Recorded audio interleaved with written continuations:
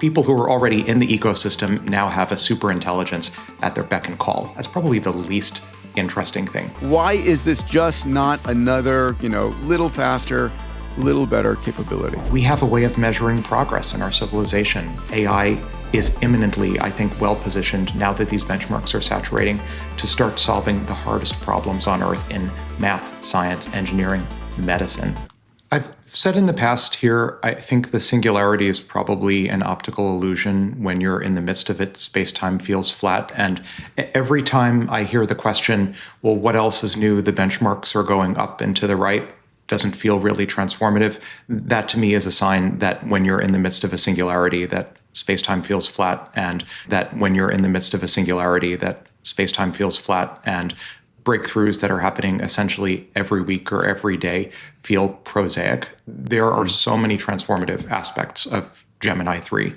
Just walking through those two videos, starting from maybe the least transformative aspects, the Gemini app itself, which is how many people are likely to first encounter Gemini 3, Gemini 3 now is integrated with all of the other Google properties. So there's been a lot of belly aching over the past year, like, why can't I agentically have Gemini write my Gmail for me, or have it organize my calendar for me, or interact with YouTube movies?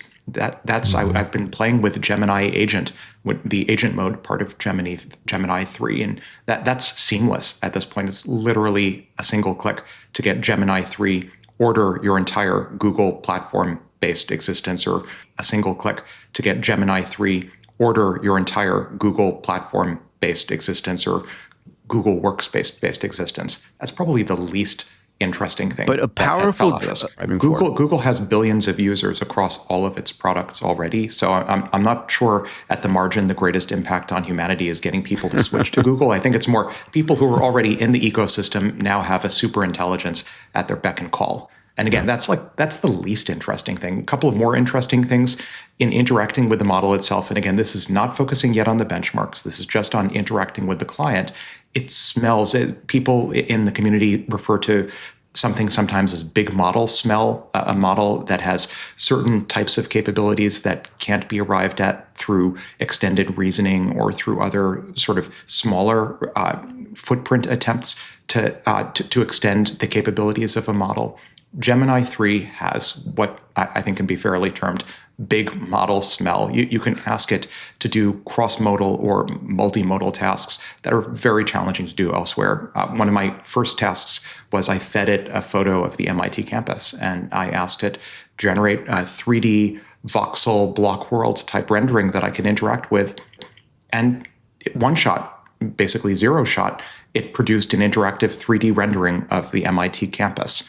There's also, I don't want to let this point drop, anti-gravity, the code development environment, the integrated development environment that was focused on Gemini 3.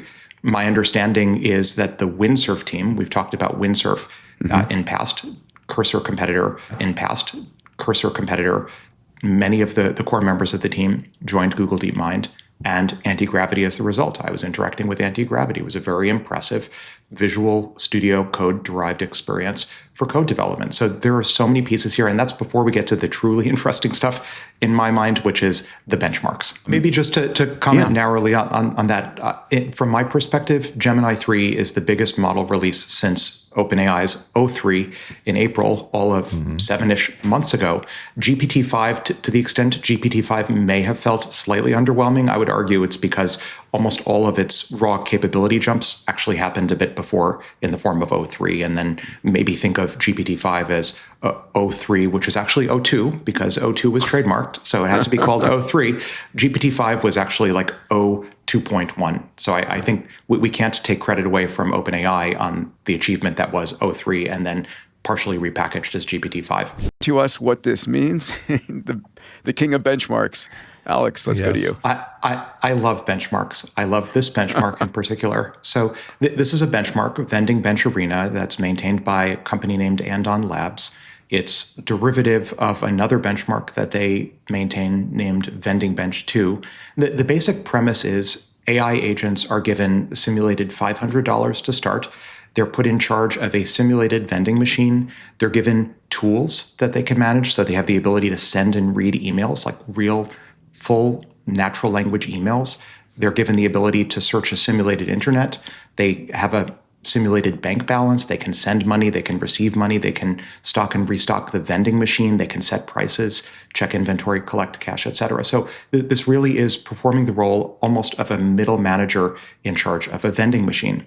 And if the simulated agents maintaining the vending machine, if they fail to pay a $2 daily fee for 10 consecutive days, they go bankrupt. And the goal of the game is to maximize the return on investment for that initial simulated $500. And I think this is just such a lovely self-contained proxy for AI agents as first-class economic actors. If AIs can do a spectacular job of managing this pretty rich simulated vending machine world, then I think they're halfway to autonomously running their own real-world businesses and becoming AI entrepreneurs, at which point we get zero human startups. Wow, it's amazing. Right? We talked about Alex this Gemini more, running in order for it to really maximize profitability without dealing with.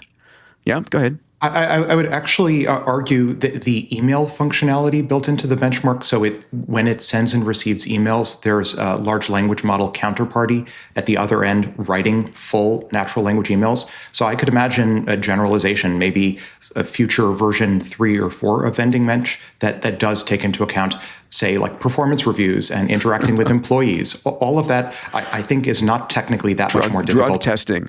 All of that, I think, is not technically that much more difficult. Drug testing.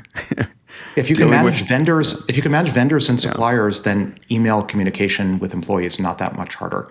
Interesting. Dave, Why, is it algorithm, or is that just enthusiasm? I can't. If his true identity is being revealed. I think he's when proud. When AI personhood is granted and I get to be a real person, real boy, as it were, then I get to run my own business too, I guess. That I think it was you made it, Alex. That's right. I see the comments sometimes. I've remarked in the past that one of my favorite evals for a fresh model is to ask it to generate a cyberpunk first-person shooter. And some folks in the past have suggested, it's nonsense. So I thought it might be instructive, given the strength of Gemini 3, to ask it to one-shot the generation of a cyberpunk first-person shooter. The prompt that I gave it, the only prompt, was create a visually stunning cyberpunk FPS that I can play. It should have nice music and rich visual. And you can. Go on, Alex. And to that point, it's never been easier. That was probably 140 characters or fewer. If you can post on X or post a short social media message, you can create a game on demand, which means that I think we should expect to see billions of games created in the next year because it's now so easy. It's the most competent one-shotting I've ever seen. Gaming slop. Goes and does it. You can do that right now. You can, with 140 characters, create a simulated flying car with Gemini 3.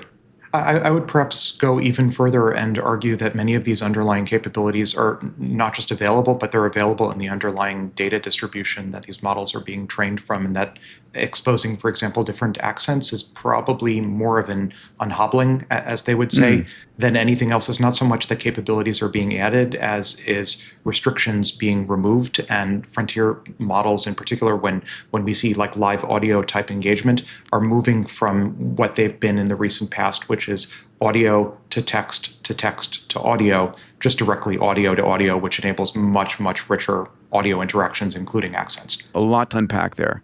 So I had to check on this one, Peter. It was all of 7 years ago that Google launched Duplex, their AI store calling functionality at I/O. 7 years ago, 2018, the year after attention is all you need. It's been 7 years for this to make it into some fully realized format. But I think this is finally the beginning of AI starting to autonomously index the physical world. If you can have AI call stores autonomously, you can send AI-powered robots out into the physical world to index everything that's going on as well. You have AI answer the AI calls, obviously. Sure. Yeah. I mean, is it going to be that you have to identify yourself as an AI? Probably. That is what Duplex has historically done. It announces itself as an AI assistant. Fascinating. I do think this is how we get to APIs for everything. There's right now the need for an escape valve for surfaces, for business interactions that don't support APIs. With an AI that can make voice calls and have arbitrary unstructured interaction, we get APIs for everything. What does it mean to me? So, Sure. please. So I guess there's the headline, the numbers are going up and to the right, so who cares? Who cares is we have a way of measuring progress in our civilization. And this is a precious moment when, with raw numbers, day by day at this point, we can track progress towards solving some of the hardest problems that our civilization faces.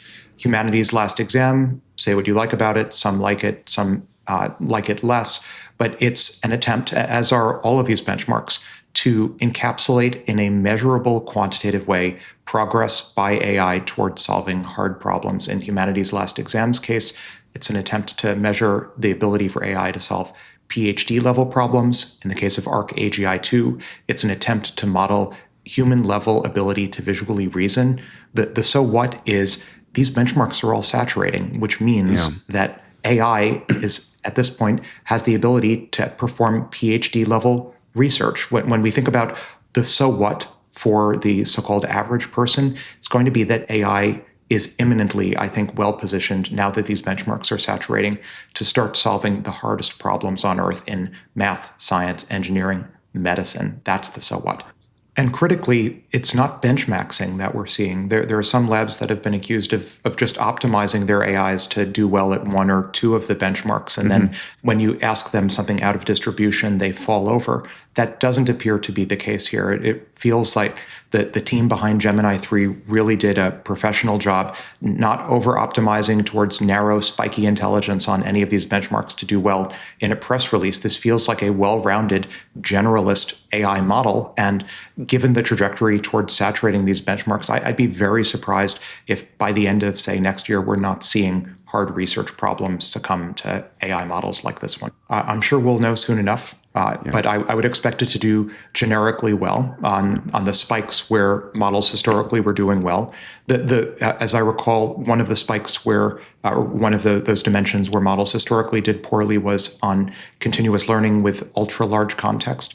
Off the cuff, I wouldn't expect Gemini 3 Pro to do amazingly better on ultra long context, but it does really well on retrieval scores. I don't think it's shown in this slide, but there are other needle in a haystack type benchmarks that attempt to measure how well models are able to retrieve tiny facts of information buried in their context window.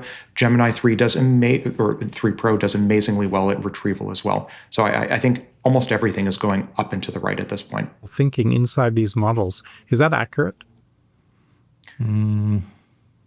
Could you say a little bit more, Salim, about what that means? Well, because I have so many thoughts, but the first thought that immediately jumps out at me is, of course, these are world models. And of course, they're able to symbolically reason. They're solving math problems and they're writing source code. I would argue that in past, you've seen some commentators argue that there's some sort of nebulous neurosymbolic type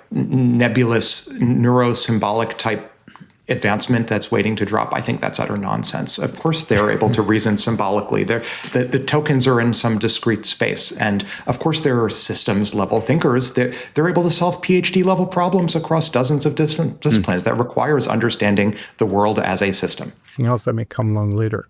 Yeah, I think there are also many paths to AGI, and I know and respect Jan's work, and I know he favors an approach toward AGI that's more focused on actions in an embedded space rather than in terms of autoregressive models.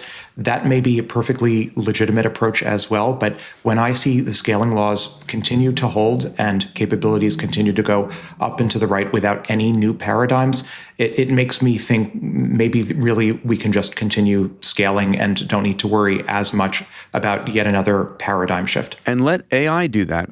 All right, let's...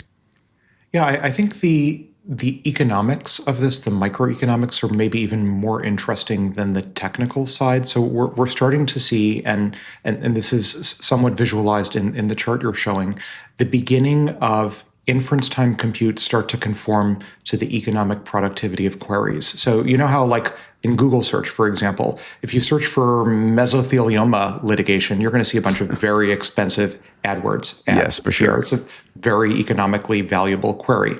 On the other hand, if you for the lawyers. For the lawyers, if you search for like an arithmetic query, you'll see none or almost no ads because it's not that economically valuable. We're starting to see, I think, that same dynamic here emerge here, where certain queries require lots of inference time compute.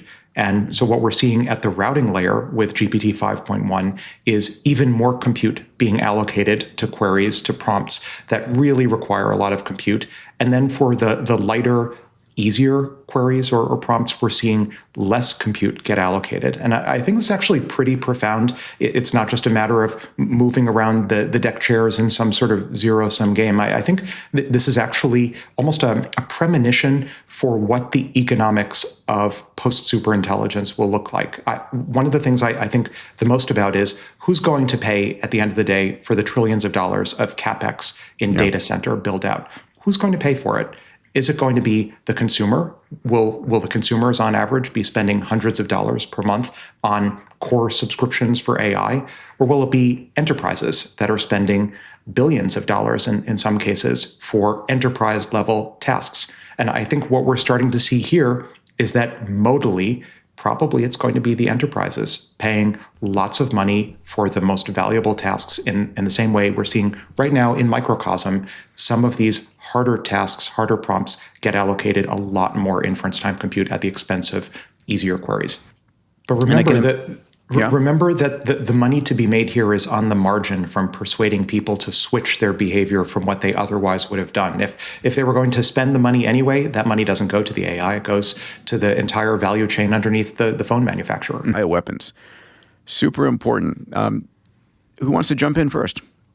I'd love to speak to this one, maybe for starting with the literary reference. So for those not tracking, maybe for starting with the literary reference. So for those not tracking, Red Queen in this case is a reference to a scene in Through the Looking Glass where Alice and the Queen are constantly running just to stay in the same place. So the Red Queen's race in general is used as a metaphor to cases where a lot of effort is required basically to maintain a standstill. And in this case, I think the other key concept that I think is ultimately quite profound out of what Red Queen Bio has announced and the reason why they're taking funding is we've just spent quite a bit of time talking about how as you pour more compute onto these models, the capabilities keep increasing. Mm-hmm. Inevitably, you have to worry about alignment and safety as well. In society, if you're growing a city and you double the population, you're going to approximately want to double the police force or the safety force. Wouldn't it be wonderful if, as the capabilities of AI keep scaling, keep increasing, the safety measures, the alignment and other properties that make them safe for humanity, if those also benefit from scaling with more compute? So seeing scaling laws, Red Queen Bio's announced that they've uncovered scaling laws for biological safety measures. I think this is the way we achieve alignment. Just like, again, the scaling law for police forces in a city, a little bit sublinear relative to population. Same idea here, but nonetheless close. As capabilities increase, we want to live in a world where we achieve so-called defensive co-scaling, where the resources and capabilities of safety measures scale close to proportionally with the resources and capabilities of the underlying models. Yeah, let me add. I think ultimately it all reduces to co-scaling. So if you imagine having a fully self-contained facility, hypothetically in your basement, and the ultimate societal protection will be having lots of sensors and, more importantly, having lots of AI screening, super intelligent AI screening that can spot hidden agents. I have this dictum that I think is super important on so many different levels. In the software engineering world, there's Linus Torvalds, who created Linux, has this so-called Torvalds law that, and I'm going to butcher this slightly, that with enough eyeballs, all bugs become shallow. And I would propose sort of a generalization to that with enough superintelligence, all hidden agents become shallow. So to the extent that we have hidden agents in their basement building super weapons, I would expect with enough superintelligence, defensively co-scaled, they become shallow. So I've made the comment, race, right? Yeah. Well, good luck maybe to just Red Queen. Yeah. If I might close the discussion on this, I want to make sure we don't over-index on safety concerns or so-called safetyism. I think these are very important concerns, but I also think that AI can be scaled to combat the concerns just like one might naively expect prior to the development of like modern cities, that crime would be overwhelming and that humanity would not be able to support itself in urban environments at scale. Turns out that we are able to. I would also, we're not doing a book corner this episode, encourage everyone to read Werner Vinge's Rainbow's End, which does a glorious job of depicting what the future of AI-enabled biosafety looks like. Back to our resident leaderboard expert. My comment on this one is short. This lead in the text arena benchmark lasted approximately 1 week and was over. So my short comment here is the race for the frontier is so intense that even if Frontier Lab is perhaps even benchmarking towards a single benchmark, generalist models seem to be able to push the frontier at this point on a weekly basis. I can only imagine as timelines progress what this is going to look like when these benchmarks are being toppled on a daily. I would just note for what it's worth, all of these or almost all of these integrated development environment companies, including Cursor, are rolling out their own first-party models. It's almost inevitable that they want to climb down the stack to own more of their software supply chain.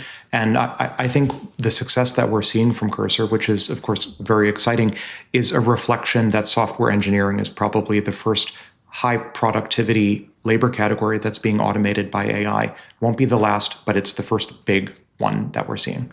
To the point where, I mean, this is crazy, but I see companies that are almost treating potential software engineering hires by vintage. Did they get their degree and their experience prior to agentic code or not? Yeah.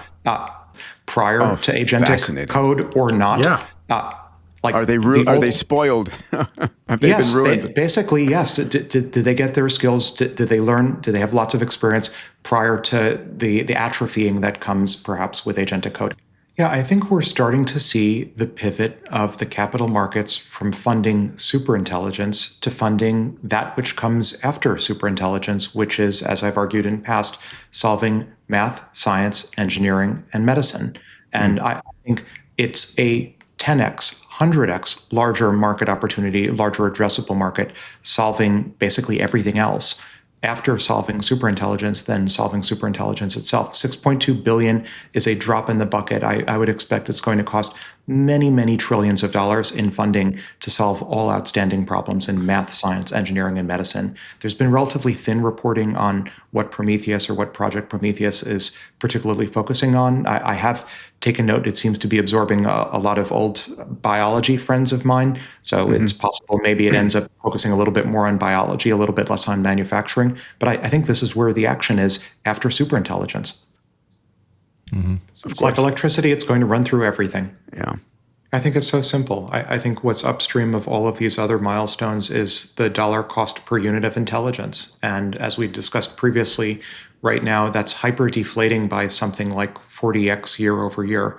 So to keep the party going and to make sure that all of these downstream considerations, cost of living, healthcare, housing, et cetera, that these all hyper deflate ultimately alongside cost of intelligence, I think it's largely a regulatory and social concern. We've spoken previously about, for example, the difficulties of getting Waymos in Boston. That's a regulatory consideration. The cost of intelligence needed to autonomously drive cars around, that's making excellent progress. But ultimately, in order to, say, provide essentially free, autonomous, on-demand transit to everyone, there's a regulatory bottleneck. And in order to avoid on-demand transit to everyone, there's a regulatory bottleneck. And in order to avoid making, or in order to ensure that the benefits of intelligence too cheap to meter become evenly distributed, I think it's going to require some evenly distributed. I think it's going to require some revision of social coherence and the social safety net